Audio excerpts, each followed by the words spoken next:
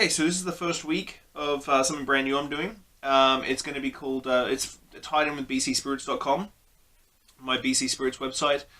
It'll also be part of a podcast. It'll be part of my post-shift podcast section too. So I'll pull the audio from this, put that on the podcast every Thursday. Video goes up every Thursday. So let's see if I can keep up with this because I've already given myself a huge schedule that is ridiculous. So I want to start tasting 3 to 5 BC Spirits and showcasing 3 to 5 BC Spirits a week in a certain category. And I could have gone easy and done vodka or just gin or whiskey or something, liqueurs, amaros, vermouth, everything we've got in BC right now. But I want to do something a little bit different to start off with, and so I started off with flavored gins. And it actually is a thing in BC right now. It's flavored gins is a big thing. So the ones I have today are the Long Table Cucumber Gin, the Kazuki from Sheringham, which is infused with cherry blossoms and tea. The brand new Tofino Distillery Rose and Hibiscus Gin. This is kind of fun. I haven't tasted this one yet, so I'm looking forward to this one. I have Stump, which is from Phillips. This one's pretty, it's bold. And it is called Coastal Forest Gin, so I'm going to classify this as on the lines of a flavored gin more than just a regular old gin.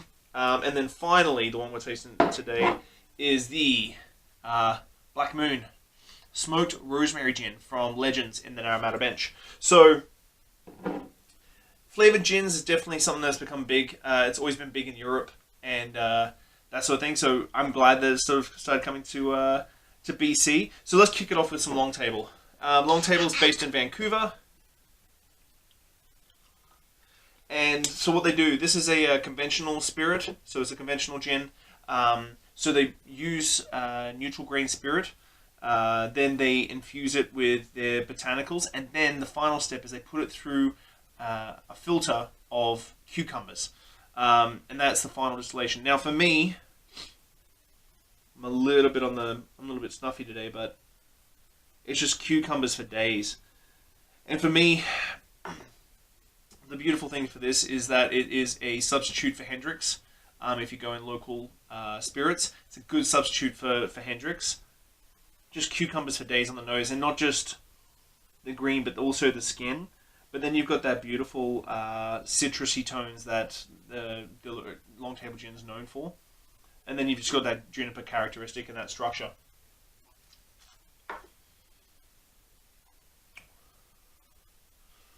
Oh. Yep. It's definitely gin forward. And then the cucumber texture and flavor profile comes through secondary. On the palate. Oh, so yeah, for me, structurally, doing a cucumber gin martini with some local vermouth, maybe the Imperative from Ampersand, a dash of what bitters we're going to be using. Something from Miss Meta Bitters. Miss Meta Bitters has got some great numbers, some conifers and smoked oaks and stuff like that. So this would go really well with that. So that's the Long Table Cucumber Gin. Next up, we've got the Kazuki. This one has been a popular one straight off the hop. Sheringham for Vancouver Island is like a pretty extreme loyalty-based gin company out of Souk. They used to be up in Shirley, which is about half hour past Souk, but they've moved into Souk proper. And the Sheringham Kazuki is their latest sort of seasonal release. Jason, the head distiller, has been playing around this for a while. And so it's infused with yuzu, tea, and the cherry blossoms.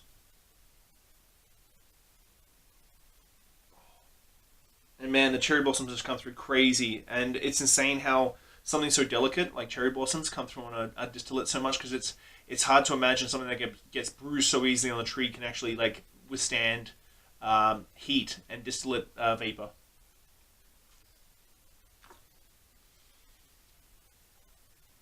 Super creamy on the mouthfeel. That floral tone comes through, but it's not soapy, detergenty floral like you get with some gins that are full on like violets and roses and stuff. Subtle, the green tea tannins come through and really like give a good base to the yuzu peel and the cherry blossoms that are coming through. This one's going to be a big popular one for summer. I can feel it. I think the island people just love Sheringham. People just are in love with the product. So it helps a lot. So this one I'm really excited about. This one is the Hibiscus and Rosehip from Tofino. Tofino is a relatively new brewery out of distillery out of Tofino. They're doing some really cool stuff. They do an absinthe, they do a cedar gin, which I could have put into this lineup for sure. But when they released this, especially in half bottles, I was like, I gotta get this down. So Rosehip and Hibiscus are always a popular one to do.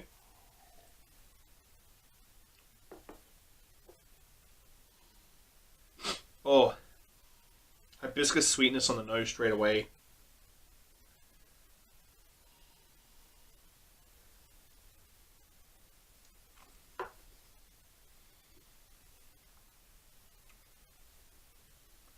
It's their classic piney sort of gin. They have it quite a piney. Their flagship gin is quite a piney, very resinous, juniper forward sort of gin, like a nice sharp juniper. The rose hip and the hibiscus really sweeten this up and give it some complexity, give it some depth that their gin has, but in the traditional gin sense. This gives it a whole different off to the side, which I really enjoy. What would I try this in? Ooh, it's a tough one. Clover Club style with hibiscus syrup instead of raspberry syrup. Pump up that raspberry, bring in through those the floral rosehip notes that you get in. Bang it out with a little bit of the Miss Better Bitters Foamer, and you're good to go. Now, I'm gonna have to admit something. I helped create Stump Gin, so I am to a degree a little bit biased. When we started creating this one, we went for a very specific flavor profile. We wanted a gin that tastes like you were having a gin and tonic while you're walking through a rain-hit pine forest on the west coast. And I think we nailed it on the head. I think it's been very popular. Oh man, I can never forget that smell. The hops in it, the hops just come through with a big punch, like a nice pungent, almost good wet dog, if that makes sense. You can have sweaty cow and that sort of thing in Bourgogne, so why not can't you have good wet dog in a gin? But it smells like you're crunching through a forest and kicking up moss and like debris.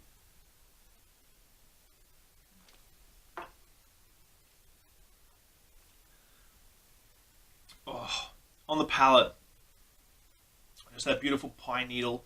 It just goes through perfectly. The spruce tips and the hops and everything just plays so beautifully together.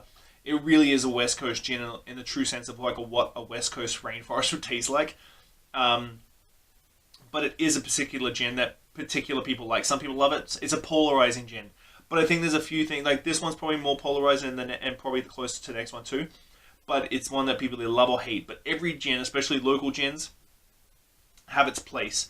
And that's a big thing for me, is that everybody's like, oh, I don't like local gin, or I don't like X, or I don't like Y. Every gin has its place. You're not sliding Stump Gin into the well to replace Beefeater or to replace Tanqueray. This is a very specific gin. And it's a very specific gin for a very specific market. So keep that in mind if you're trying to grab it off the shelf. Pair it with their local tonics, couple of slices of cucumber, and you're good to go. Okay, so finally, next up, palate cleanse. Okay, this is the big boy. This is the one. This is the one that is crazy. So what they do is they take a whole bunch of rosemary fresh, put that in the still, smoke a whole bunch, so light it on fire, and then throw that in the still. And so what happens is you get... That's something new. What the hell is... Oh, it's off the top. Get rid of that. And if you take a good look, I'm not sure if this is going to show up on camera. If you take a solid look... Yeah, it does. Take a solid look at that. You see the color on that because of the smoked rosemary or the burnt rosemary. Isn't that freaking insane? It's not clear. It's a little dark. Oh, on the nose... Burnt rosemary reminds you of like lamb dinners and that sort of thing. Also fresh rosemary in the background, like you've just put your hand through a rosemary bush, put it up in your nose, or like when you've walked through a herb garden. Oh, you get a little bit of the fuely sort of smells you get from like burnt charcoal and that sort of thing, but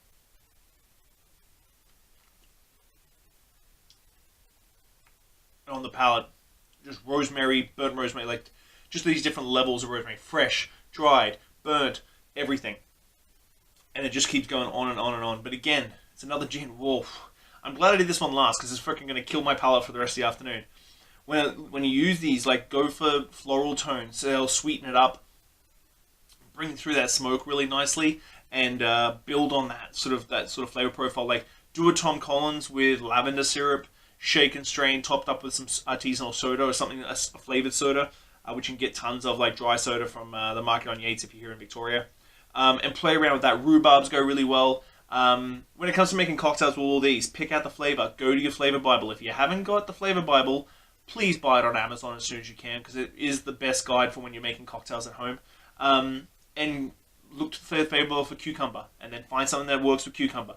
Look for green tea and yuzu. Find something that goes with that. Rose and hibiscus, go with that. Piney sort of hops flavor. Rosemary. Look through your flavor Bible, create a cocktail from that.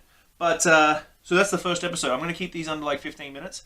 I'm going to keep tasting a lot of stuff over the next little while. I really hope you enjoy it. Check it out on the website, bcspirits.com. It'll be on YouTube as well, and on all the social media platforms. So, I hope you really enjoyed it, and I will see you next week when I have no idea what I'm going to taste next week, but I know it's going to be good, because it's from BC. This is Sean. Bye.